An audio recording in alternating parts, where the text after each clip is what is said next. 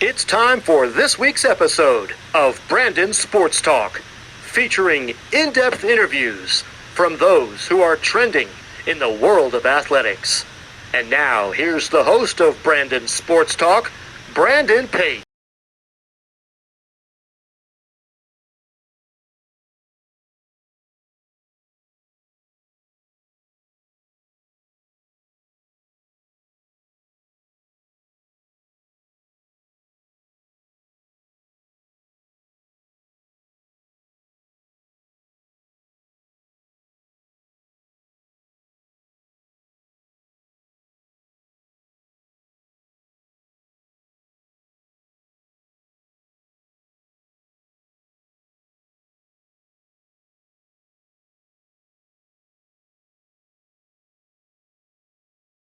Welcome back to Brandon Sports Talk. In today's episode, I have the privilege and honor to interview the U.S. bobsledder Olympian Kaysha Love. How are you doing today? I'm doing well, Brandon. Thank you for having me on your talk show. I really appreciate it. Thank you. Can you talk about how you knew that you wanted to start bobsledding and fall in love with the sport of bobsledding? Yeah, so honestly, I didn't. It was kind of I just kind of all like, the best way to put it is just kind of all fell together. Like, I truthfully didn't even know about the sport of bobsled up until about maybe 2 years before I started the sport. And even then, I still was kind of a little iffy. Like, my knowledge of bobsled was just like, as ignorant as it was cool runnings. Like, it was cool runnings, and it was the cool sport that came on every 4 years. And it was definitely my favorite like winter Olympic sport. Like, I loved watching the Winter Olympics, and that was definitely one of the sports that I refused to miss. But as far as me competing in it, I didn't really see that being like a legitimate, feasible opportunity or dream, or even let alone be something that I find myself falling in love with. So it was just interesting. What was that feeling like when you finally made the Olympic team for the first time? Yeah. And that was a very stressful, overwhelming, exciting, all the emotions. I remember sitting in the lobby of our like St. Moritz hotel, kind of where we were waiting for the news of the announcement of our Olympic team, and they were announcing it via Zoom. So I was sitting on my computer like this in the lobby, and I just remember like praying and being so nervous and like standing up and like pacing and like calling my mom and all these things. I just remember asking my mom, like, Mom, did I do enough this season? And she just like, Kaysha, what do you mean? I'm like, but did I do enough? Like, in I'm in this, I'm like a baby little baby fish in this pool full of sharks who have like world championship medals and titles and Olympic titles, not just one, but like several. And so I'm telling her, I'm like, I'm coming from a place I have no accolades, I have nothing. And I have one good World Cup season under my belt. And is that going to be enough to like oversee the previous world champions and the previous Olympians and all these things? Like, I genuinely don't know. And I just remember praying to God, like, I really hope that like all of my hard work and my efforts on the track were seen by the Olympic Committee. And so I just remember praying, and as soon as the Zoom call went on and I heard my name announced, I just burst out in tears. And there was a teammate standing across the way from me, and his name was also called in the Olympic team. And it was really cool to be able to like share that like really sentimental memory and moment with someone who also, I think in that same moment, was feeling the same way of just, did he do enough? Like, he was also someone who's been in the sport for several years. Like, you cannot say his name without mentioning USA Bobsled or USA Bobsled without mentioning him. Like, he is one of the OGs of like our federation. And then for him to previously make it so close, became an alternate at the previous games and didn't actually get to compete, to then finally getting his name called for these last games. Like, I'm sure he too was thinking like, was this enough? Was this finally enough for my chance? And so it was just overwhelming to just see him across the way. Like, the look on his face was identical to that of mine. And I just remember being like so excited and just in tears, just could not believe that my dreams were finally coming true. Like, I was going to become an Olympian. And on the flip side of that, I also remember like checking myself in the sense of like, this is amazing, this is awesome, you did it. This was step one. This wasn't the end. This wasn't what we tried to achieve. This is genuinely step one. Now the real work begins. Like, it's, man, is it real serious work to even get to that point? Absolutely, without a doubt. But the end goal is always a medal. The end goal is always performing your best that you can do at the Olympics. And so like, yeah, step one, get in there for sure. But it dawned on me, like after I hit that excitement, all these things, I was like, okay, like now it's go time. Now it's time. Like this is the start of everything we were trying to accomplish. And then I hit that excitement. I celebrated with family and friends, and that celebration maybe lasted about an hour. And then I instantly was like, all right, we got to be in China in a couple weeks. Like it is go time now. And so it was exciting. And I just honestly could not wait to get out to China and perform out there and to genuinely become an Olympian and to give everything I had. Of course, what was that feeling like going to China and going to Beijing and getting to perform for the country? Yeah, it was an incredible feeling. Being able to represent something more than just yourself, whether it's a family or a country or whatever it may be, is genuinely one of the greatest feelings in my opinion. So when I was over there in China and we're representing like Team USA in our country, and just the amount of like respect and the way it makes you feel is just something that's just, you can't really describe it. But it's definitely a feeling that I'll never forget.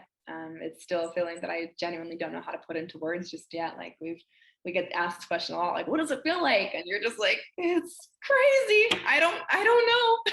I wish I could describe it, but my deep insides don't even have the words yet. But I'm hoping one day I'll have the words to really describe exactly how I felt. But I just know that it brings a smile to my face every time, knowing that I represented something more than just myself out there. And that truthfully was one of the greatest feelings. And then to know that I was also going to be paired with one, and at the time, like leading up to this, I didn't know which pilot I was going to be with. And so it didn't matter to me. I was so excited in the sense of that both of these women are like bobsled legends. Like you cannot mention the sport of bobsled without either one of their names. Like they've changed the sport for women as a whole. They've changed sport for equality. They've changed sport in just ways that are just undescribable in such amount of short time that it just is, they're my role models. So I just was like so excited to be able to push either one of them at the games. And so when I found out I was pushing Kaylee, like I was excited. She's arguably one of the best pilots in the world. And so to just know that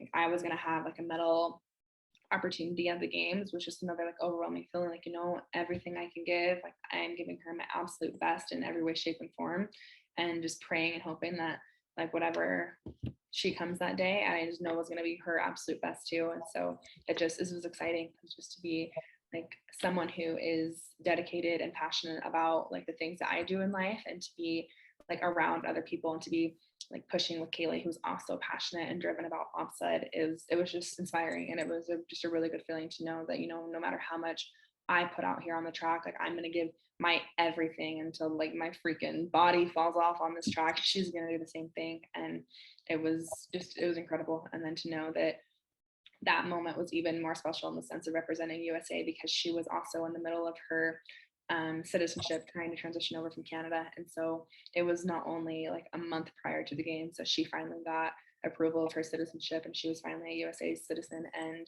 that made everything even more emotional, even more like inspiring, and just it was incredible, like especially watching her throughout the entire World Cup season and kind of just learning. And she's been going through so much, but kind of just learning about how things went with the things she was dealing with in Canada and trying to make the transition over. Like it sounded like a very like overwhelming and a very stressful situation for her. And I couldn't imagine trying to deal with all that while also trying to bobsled. And so just representing Team USA over there just had an entirely different meaning, especially being paired with Kaylee, who wasn't a part of Team USA at the last games. And so for her as well, I think it was a really emotional feeling. And then to be able to share it with with me, I think was a really exciting thing for her. How did it feel whenever you got to put on that jersey and have the Olympic rings on your jersey? Yeah.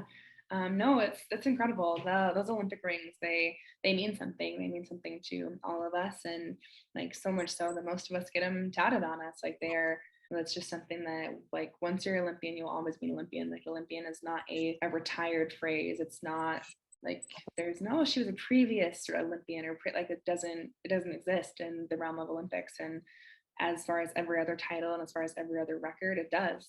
oh, she was the previous world record holder, or she was the previous, like, it doesn't work. And like, oh, previous anything Olympics, like, oh, you're an Olympian no matter what in life, whether you're 60, 80, whatever, took first, took dead last, like, you are an Olympian. And those rings just, I think, are so significant in the sense of like, it just represents all of your hard work. And it just also represents just the sense of, that everything that you've sacrificed and dedicated in life will always be a part of you, and it will never be something that was a past or present or whatever. It's always going to be that with you. And then I think in the sense that it just, the idea behind Olympics of just everybody coming together and competing amongst one another in one big stage across the entire world is just another like united feeling of like, we're competing against one another, but we're definitely united. And it's just incredible. Like every time I see the rings, I smile, and it just kind of reminds me of all those things I mentioned. Of course, at the Olympics, did you ever get any medals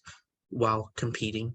I did not get any medals, no. So me and Kaylee ended up coming in 7th place at the games. It was a very devastating and just tough result to kind of swallow, especially because leading up to the season, like I had been pushing some of the fastest times among the World Cup, and Kaylee had been as well, coming in like top 5 in most results too. And it just definitely was not results that we were expecting. And we can sit here and make excuses all day long about X, Y, and Z, or why things happen with the way they did. But in reality, that's what it was. And it was not the result that either one of us anticipated or wanted, or any of those things. But I just think that at the end of the day, shit happens, and it's unfortunate that it happens at the games. But every championship, every big competition, something happens always. 9 times out of 10, there's 10 times out of 10 at that end of the day, like something always happens. And so for me, that result was it was devastating, and I was genuinely crushed.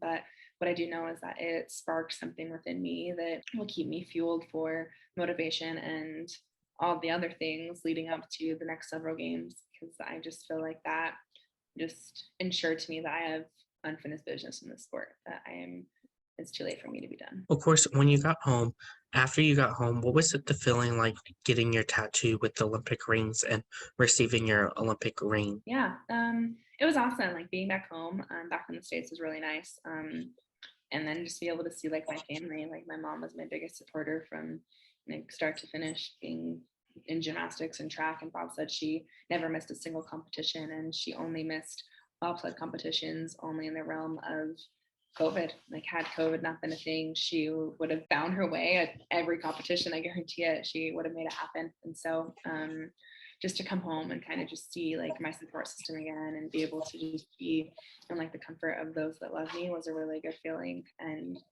then to get these tattoos tatted on me was another really exciting feeling. My mom was actually there, and she too got the Olympic rings tattooed on her, and she's an Olympic mom. Like again, that same thing go hand in hand. And so for us to kind of get matching tattoos was really, it just made it extra special to me. So it was exciting. What was that feeling like, getting to share that moment with your mom, getting the rings because you were Olympian, and her being a proud mom of an Olympian getting the rings? I think it just represented so much more. Like I think everything and every emotion that I felt, she felt too.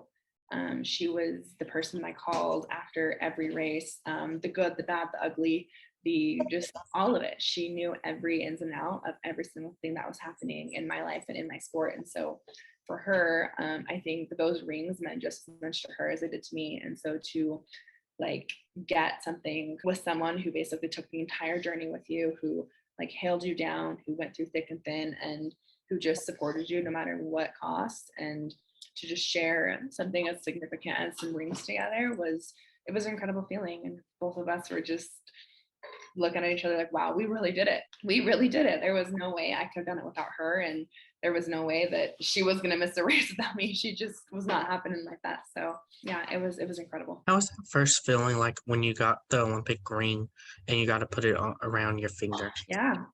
So I haven't actually gotten my Olympic ring yet. So I shipped it to my mother's house, and so she has it. She sent me pictures of it, but yeah, I have yet to actually wear my ring. So I don't know. When I get that ring, I'll be sure to update you on what that feeling was like. Who are some of the influential people in your career that have shaped you? Yeah, for sure.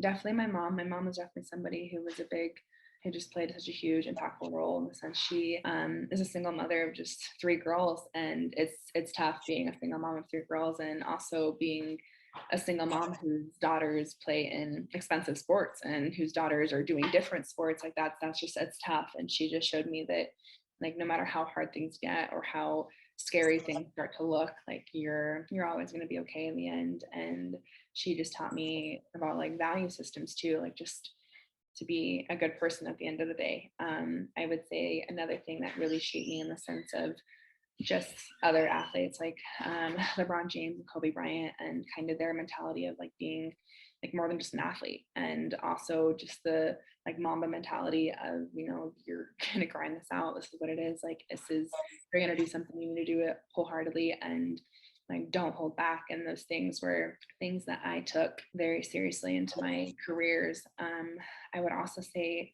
my track and field coach, my collegiate coach, Coach Larry Wade, he was a huge, impactful person for my career. He is definitely somebody who sees the world in a very different demeanor. And he just kind of showed me, like, you know, like he introduced the lifestyle of like the way you do one thing is the way you do everything. So it happens.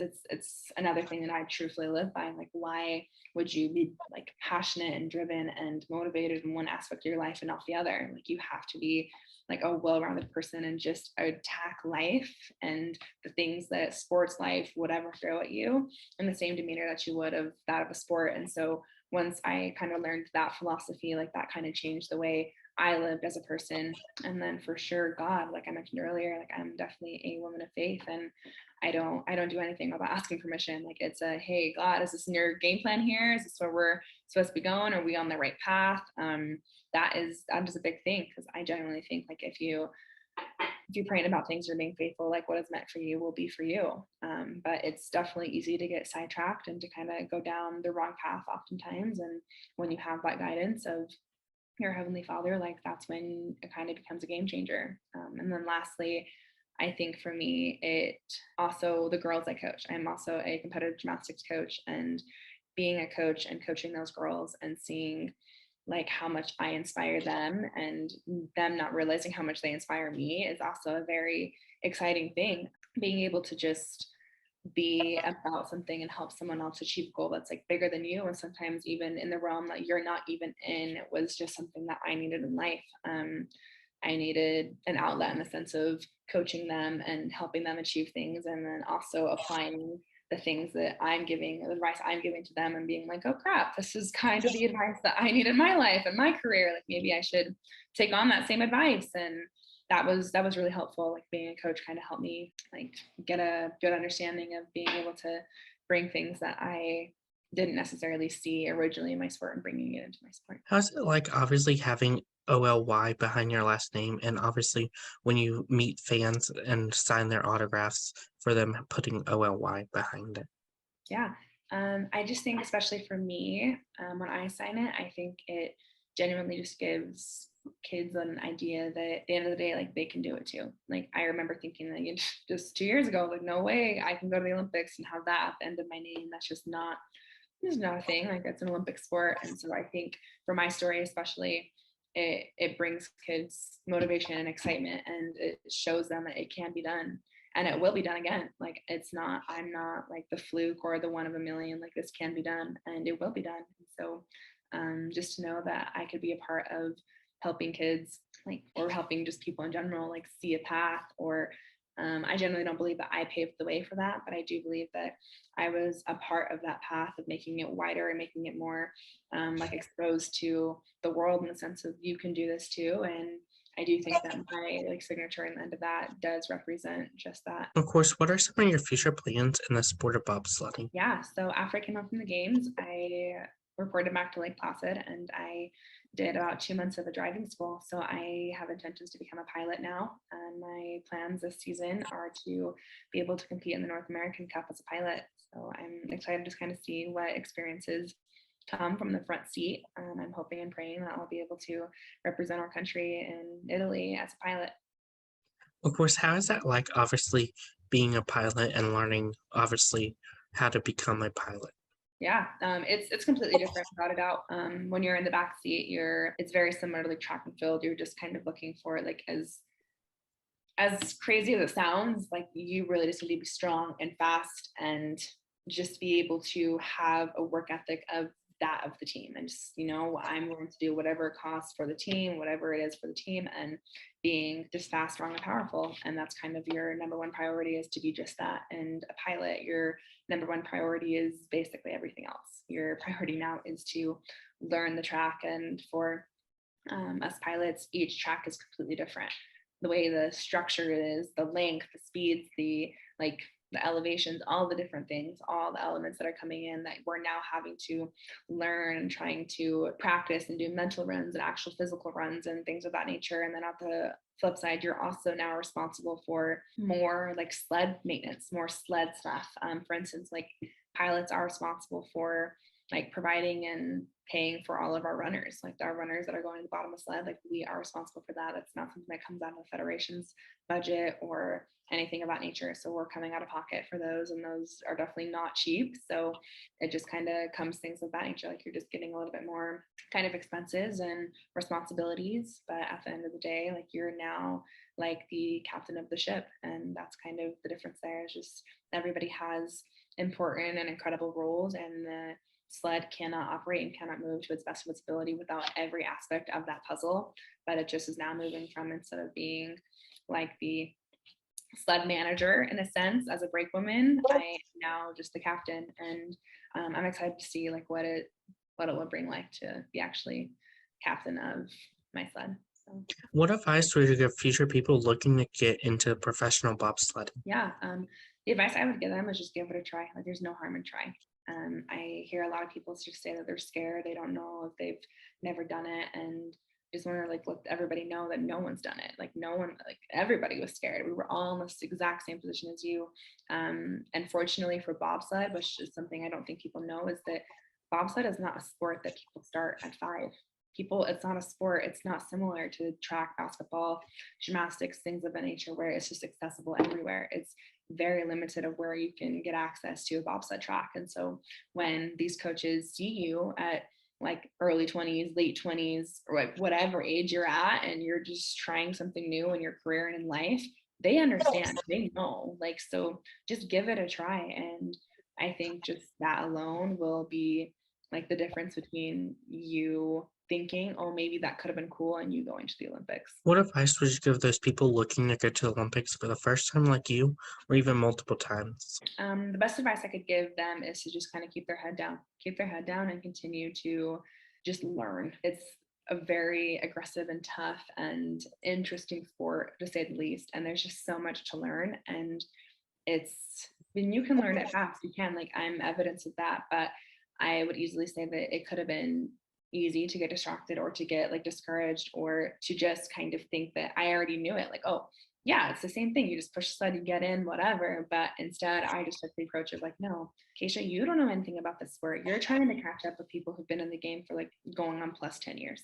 Like, it's so important to just learn. And the more you learn, the better you're going to be. And so I really just do. I do think that keeping your head down and just being a sponge is genuinely the best advice I could give anybody. That's great advice. Where can my listeners find you at on social media? Yeah. So on Instagram, I'm at Kaysha J Love. It's Kaysha J Love. And then Instagram is the same handle.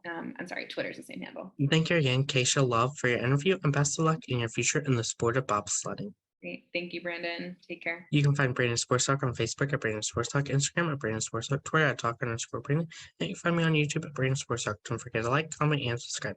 Thank you again, Kaysha Love, for your interview, and best of luck in your future. Thank you. You've been watching Brandon Sports Talk. Please feel free to like, share, and subscribe to Brandon Sports Talk on social media and on YouTube.